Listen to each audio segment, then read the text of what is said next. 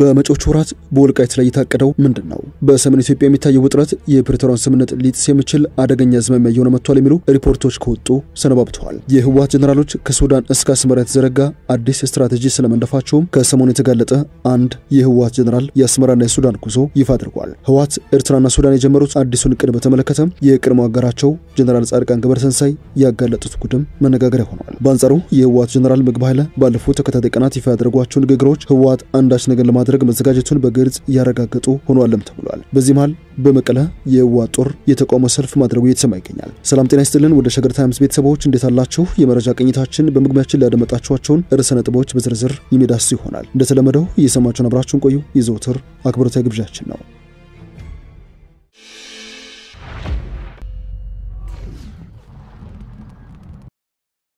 ከሰሞኑ በትግራይ ክልል ህወሓት ኮንፈረንስ ሲልስ የሚሰጣቸው ውይይቶች በስፋት እየተከናወኑ ይገኛሉ። እነዚህ ኮንፈረንሶች ዋነኛ ዓላማቸው በምርጫ ቦርድ የተሰረዘው የህወሓት ህልውና እንዴት ይቀጥል፣ ወልቃይት ወደ ትግራይ የመመለሷ ጉዳይ ከዚህ ዓመት ፈጽሞ ማለፍ የለበትም፣ ከኤርትራ ጋር የተጀመረው ግንኙነት መቀጠል አለበት በሚሉ አንኳር ነጥቦች ላይ የተመሰረተ ነበር። እነዚህ የመወያያ ርዕሰ ነጥቦች በህወሓት ዘንድ ፖሊሲ እንደወጣላቸውም በስፋት የተነገረ ነው። የትግራይ ክልል ጊዜያዊ አስተዳደርና ህወሓትን ጨምሮ ከ3000 በላይ ተወካዮች የተሳተፉበት ክልል አቀፍ ኮንፈረንስ የትግራይን ስትራቴጂክ አቅሞች በአፋጣኝ ወደ ተጨባጭ ለመቀየር ወስነናል ሲልም የሰሞኑ ኮንፈረንስ ማጠቃለያ መግለጫ ይፋ አድርጎ ነበር። ተሰናባቹ የመንግስት ቃል አቀባይ ዶክተር ለገሰ ቱሉ ወያኔዎች ስለ ኢትዮጵያና ህዝቧ ያላቸው ግምገማ ምን ያክል ትክክለኛ ነው፣ በአሁኑ የትግራይ ሁኔታ ምን ያክል ጥልቅና እውነተኛ ግምገማ አላቸው የሚለውን ለራሳቸውና በሚዛን እይታ ድምዳሜ ለሚወስዱት ሁሉ መተው ይሻላል ሲሉ ከኮንፈረንሱ ማግስት ሐሳብ ሰንዝረው ነበር። የቀድሞው የመንግስት ኮሙኒኬሽን ቃል አቀባይ አዲሱ አምባሳደር ዶክተር ለገሰ በእርሳቸው እይታ ወያኔዎች አሁንም ቅዠት ውስጥ እንደሆኑ በጽሁፋቸው አስፍረዋል። እንኳን ዓለማዊና ሀገራዊ ሁኔታ ቀርቶ በትግራይና በውስጣቸው ስላለው ስብስብ ሁኔታ መረዳት የሚችሉበት ሁኔታ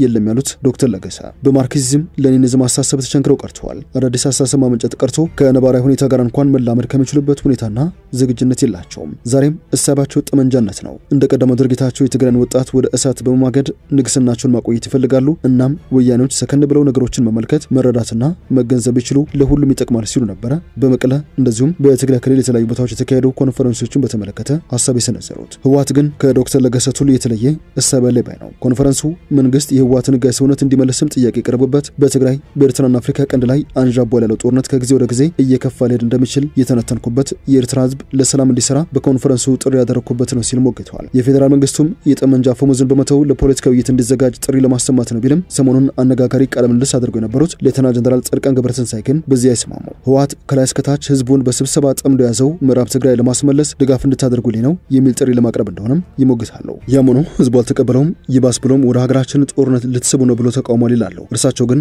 የሰሞኑ ስብሰባ ዓላማ ከኤርትራ ጋር የተፈጠረው ጥምረት ወልቃይትን ለመቆጣጠር ያለመ ነው ሲሉ ይወነጅላሉ። የፕሪቶሪያን ስምምነት በተለይ ደግሞ ምዕራብ ትግራይን ለማስመለስ የኢትዮጵያ መንግስት ፈቃደኛ አይደለም። እሱን ለሌላ መጫወቻ ነው እየተጠቀመበት ያለው። እኛን ከልክሎ ሌላ ስራ ሊሰራበት ነው የሚፈልገው። ስለዚህ ይህን ጉዳይ እኛ ደግሞ ዝም ብለን መተው አንችልም።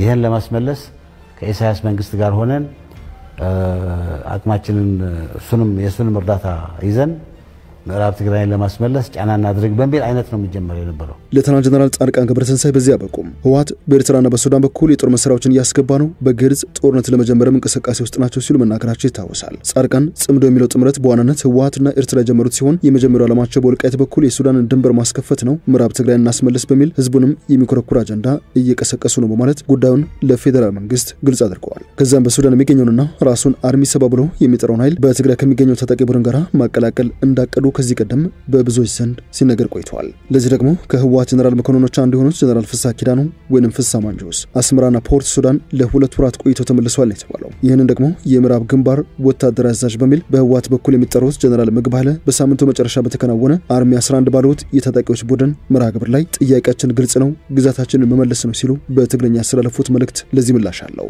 መኸተና ሕገ መንግስታዊ መብትና ይከበሪ ናይ ሀገር ይሁን ናይ ክልል መኸተና ጉጉይ ብዝኾነ ፖሊሲ ህዝብና መሬትና ተፈናቂለሎ ሉዓላውነት ህዝብ ትግራይ ናበረበቱ ናብስታስኮ አንተ ይመለስ ይህ ብቻ አይደለም። በዚህ ኮንፈረንስ አነጋጋሪ ከሆኑ ጉዳዮች መካከል ከህወሓት ጀነራሎች መካከል አንዱ የሆኑት ምግብ ኃይለ ያሰሙት ንግግር ነበር። ባህላዊ ጀነራል በሚል የሚተቹት ምግብ ኃይለ እኔ ባህላዊ ጀነራል ሲሉኝ አይከፋኝም እንዲያውም ደስ ይለኛል ሲሉ ተደምጠው ነበር። በትግራይ አክቲቪስቶች እንደዚህም የፖለቲካ ኃይሎች ዘንድ ንግግራቸው ባዶ ጮትና ጉራ እንደዚሁም በጥፋታቸው እንዳይጠየቁ የትግራይ ህዝብ ጉያ ስር ለመደበቅ ያደረጉት ሙከራ ነው በሚል የተተቹት ጀነራል ምግበ ህወሓትን በርካታ ጫና ተቋቁሞ እንድንሰበሰብ አንድ እንድንሆን ስላደረገ ምስጋና ይገባዋል ያሉ ሲሆን የጀመሩትን ትግል እንደማያቆሙ በመድረኩ አንድነታችንን እንጠብቅ ሲሉ መልእክት አስተላልፈዋል። የተወሰደብንን መሬት ሳናስመልስ የተቀማነውን ሉዓላዊነታችንን ሳናረጋግጥ በፍጹም መቀመጥ የለም ሲሉ መልእክት አስተላልፈዋል። የቀድሞ የትግራይ ክልል ጊዜያዊ አስተዳደር ፕሬዝዳንት ጌታቸው ረዳን ጨምሮ በርካቶች በወርቅ ዘረፋ የሚወነጅሏቸውና በትግራይ ምዕራባዊ ክፍል ያሉትን ቀጠናዎች እንዲቆጣጠሩ በበላይነት እንደተሾሙ የሚነገርላቸው ብርጋዴር ጀነራል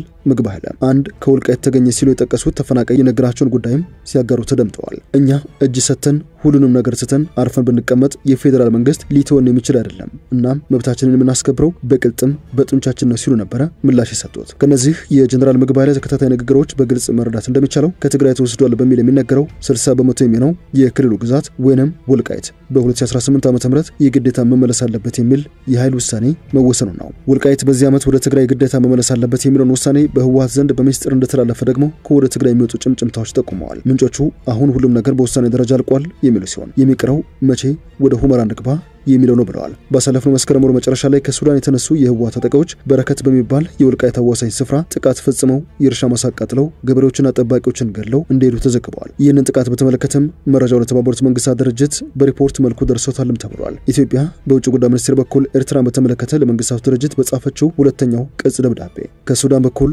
የህወሓት ታጣቂዎች የፈጸሙትን ጥቃት በግልጽ ወንጅላ አስረድታለች። የፋኖች በሰሜን ወሎ ካደረጉት ጥቃት በተጨማሪ በሱዳን ሸረሪማ አካባቢ ከነሙሉ ትጥቃቸው የሚገኙት የህወሓት ኃይሎች በወልቃይት በኩል ጥቃት ፈጽመው ያለው ሪፖርቱ ይህ በኤርትራ ጦር ጭምር የተቀነባበረ ነው ብሎም ነበር። ለመሆኑ በሱዳን ሸረሪማ ግዛት የሚገኘው አርሚ 7 ማን ነው? አርሚ 7 የህወሓት በሱዳን አለ ብሎ ወልቃይትን ከወደ ጎረቤት ሀገር ሱዳን ያስከፍትልኛል ብሎ የመሰረተው ጦር እንደሆነ ይነገራል። መስራቹ ጀነራል ፍሳ ማንጁስ ናቸው ይባላል። የመሰረተው እርሾ ግን በማካድራ ጥቃት ፈጽመው ወደ ሱዳን ሸሹ የሚባሉ የሳምሪ ታጣቂ ቡድን አባላት ናቸው። እነዚህን ታጣቂዎች ደግሞ በሰላም ማስከበር ላይ የነበሩ የቀድሞ የትግራይ ክልል ተወላጅ የመከላከያ ሰራዊት አባላት ተቀላቅለዋቸዋልም ይባላል። ወደ ሱዳን በስደት የሄዱ የክልል ተወላጆችም አሉበት የሚባል ሲሆን በሱዳን በሚካሄደው የሁለቱ ጀነራሎች ጦርነትም ከሱዳን ብሔራዊ ጦር ጎን ቆመው በቅጥረኝነት እንደተዋጉም ነው ሪፖርቱ የሚጠቁሙት። ወልቃይት በፕሪቶሪያ ሰላም ስምምነት ላይ አከራካሪ ቦታዎች ወይንም ኮንቴስትድ ኤሪያስ በሚል ነው የተቀመጠው። ወልቃይትን ጨምሮ በህወሓት ታጣቂዎች ቁጥጥር ስር የሚገኘው ራያ የወደፊት ዕጣ ፈንታቸው የሚወሰነው ህገ መንግስታዊ በሆነ አግባብ ብቻ ነው ሲልም ስምምነቱ ደንግጓል። ያ ማለት ምን ማለት ነው? ህወሓትን ወይንም የትግራይ ኃይሎችን ወክለው በፕሪቶሪያ ስምምነት የተሳተፉትና አሁን የትግራይ ለውጥ ፈላጊዎች የሚል ንቅናቄ የፈጠሩት ጀነራል ጻድቃን ገብረትንሳኤ ያስረዳሉ። ወልቃይት በስምምነቱ መሰረት የተቀመጠው በሰብአዊ ጉዳዮች በሚለው የህግ አንቀጽ ስር ነው። በቅድሚያ ተፈናቃይ መመለስ አለባቸው። ይህንን ደግሞ በበላይነት የሚመራው የፌደራል መንግስት እንደሆነና የመመለስ ሂደቱ ክብርን፣ ደህንነትንና ዋስትናን በጠበቀ መልኩ እንዲከናወን ተስማምተናል ይላሉ። ከዚህ ባለፈ ሁሉም የአካባቢ ተወላጆች ወደ ቤት ንብረቱ ከተመለሰ በኋላ ህዝብ ውሳኔ ተደርጎ የመረጠውን አስተዳደር ይመርጣል ሲል ነው ስምምነቱ ያስቀመጠው ሲሉ ጀነራል ጻድቃን አስረድተዋል። ያም ሆነ ግን ለዓመታት በድንኳን ውስጥ ያሉ ተፈናቃዮች እንዳይመለሱ እንቅፋት የሆኑት ራሳቸው ህወሓትና የጀነራል ታደሰ ወረዳ አስተዳደር ነው በማለትም የኛ ጦር አብሮ ካልገባ ተፈናቃዮችን አንመልስም ብሎ ያስቸገሩት እነርሱ ናቸው ሲሉም ወንጅሏቸዋል። ይህንን ደግሞ የፌደራል መንግስት አይሆንም ብሎ የሞገተ ሲሆን ህወሓትም እኔ ያልኩት ካልተፈጸመ በሚል ነገሮች በፍጥጫ ውስጥ እንዳሉ ያደባባይ ሚስጥር ነው። ለዚህም ይመስላል ጀነራል ምግበ በዚህ ጥንቅር ላይ በተጠቀሰው ንግግራቸው እነዚህ አከራካሪ ቦታዎች ሳይሆን የትግራይ ግዛቶች ናቸው። እናም ሁሉም ነገር ጦርነቱ ከመቀስቀሱ በፊት ወይንም በነበረበት ስታተስ ኮ ይቀጥል ሲሉ የሚያሳስቡት ይህ በሰላማዊ ጉዳይ ከሆነ ይሆናል፣ ካልሆነ ግን የጀመርነውን ትግል እናስቀጥላለን፣ ክብርና ሉዓላዊነታችንንም እናስመልሳለን ባናቸው የህወሓት ጀነራል ምግብ ኃይለ ይህንን አቋም ግን የወልቃይት ጠገዴ ሰቲት ሁመራ ዞን አስተዳዳሪዎች ወይንም ከፍተኛ መሪዎች ኮሎኔል ደመቀ ዘውዱና አቶ አሸተ ደምለው አይስማሙበትም። ኮሎኔል ደመቀ ዘውዱና አቶ አሸተ ደምለው ተፈናቃዮችን እንቀበላለን፣ የትግራይና የአማራ ህዝብ ለዘመናት አብሮ ኖሯል፣ ነገር ግን የታጠቀ ጦርና ሐሰተኛ ነዋሪን ግን አናስተናገድም ሲሉ ነው የሞገቱት። በወልቃይት ጠገዴ ሰቲት ሁመራ ዞን በሺዎች የሚቆጠሩ ትግራይ አባወራዎች ይኖራሉ። ምክንያቱም ጥንትም አብረው ኖረዋል። የአማራና የትግራይ ህዝብ አብረው የኖሩ ህዝቦች ናቸው። በብዙ ቦታዎች ተፈናቃይ ይኖራል። የተፈናቀለ ሰው ህዝቦች ወደ ነበሩበት አይመለሱም ማለት አይቻልም። መመለስ አለባቸው ሰላም ልንፈጥር ከሆነ። ይበል እንዳለ መቀለ በህወሓት ታጣቂዎች ሰልፍ ስትታመስ አርፍዳለች። በጦርነቱ ተሳታፊ የነበሩ የትግራይ ኃይል አባላት በዛሬው ዕለት ቀንና በከሳቱ የቀንሎ በመቀለ ዋና ዋና መንገዶች የመብት ጥያቄ አንስተው ሰላማዊ ሰልፍ ወይንም የተቃውሞ ሰልፍ አካሂደዋል። እነዚህ የህወሓት የጦር አባላት ከሚያሰሙት መፈክር የደሞዝ ጭማሪና የጥቅማ ጥቅም ጥያቄ ጎልቶ የሚሰማ ነው ተብሏል። ሰላማዊ ሰልፈኞቹ ከመቀለ ዋና ዋና ጎዳናዎች በተጨማሪ በተጨማሪ ወደ ትግራይ ክልል ግዛት አስተዳደር ፕሬዝዳንት ጽህፈት ቤት በማውራትም ተቋማቸውን አሰምተዋል። ጀነራል ጻድቃን ገብረትንሳኤ ከሰሞኑ በሰጡት ቃለ ምልልስ የህወሓት ሰራዊት በቂ ልብስ መጠለያና ደሞዝ የለውም፣ በተጨማሪ ደግሞ ለተሳሳተ ስሌት ከኤርትራ ጎን አሰልፈው ሊያዋጉት እየተዘጋጁ ነው ሲሉ መናገራቸው ይታወሳል። የዕለቱ የመረጃ ቅኝታችን ያደመጣችሁን ይመስላል። ወደ ሸገር ታይምስ ቤተሰቦች ስለሰማችሁ ነው መሰከንን በያላችሁበት ሰናይ ጊዜ